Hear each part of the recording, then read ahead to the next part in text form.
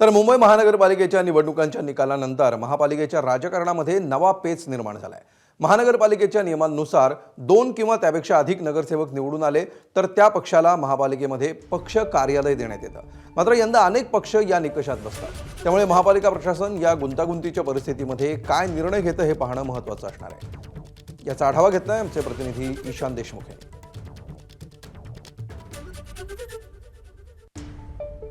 मुंबई महानगरपालिकेच्या निवडणुकांचा निकाल लागल्यानंतर जे महत्त्वाचे पक्ष आहेत त्या प्रत्येक पक्षांचे किमान 2 पेक्षा अधिक नगरसेवक हे निवडून आले आहेत। त्यामुळे आता या पक्षांना पक्ष कार्यालय महानगरपालिकेमध्ये मिळतात का हे बघणं महत्त्वाचं राहील। सध्या मी महानगरपालिकेतल्या पक्ष कार्यालयांच्याच बाहेर आहे।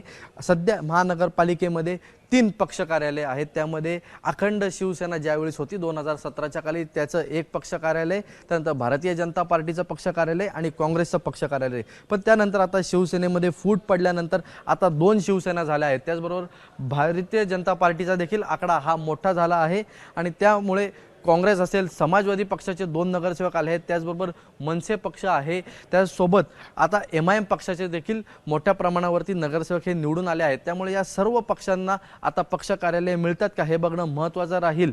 कायद्यानुसार 2 पेक्षा अधिक नगरसेवक ज्या पक्षाचे आहेत त्यांना आता कार्यालय देण्यात येतं, पण कार्यालय आता या पक्षांना मिळतात का हे बघणं महत्त्वाचं राहील। त्यासोबत जे सर्वात मोठं कार्यालय होतं हे 2017 साली शिवसेना अखंड शिवसेनेला गेलं होतं, पण यावेळेस आता भारतीय जनता पार्टी हा पक्ष सर्वात मोठा पक्ष मुंबई महानगरपालिकेमध्ये आला आहे। त्यामुळे मोठं जे दालन आहे ते आता भारतीय जनता पार्टीला मिळतं का कोणत्या पक्षाला मिळतं हे बघणं देखील महत्त्वाचं राहणार आहे।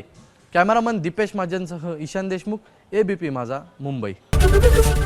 ABP माझा, उघडा डोळे बघा नीट।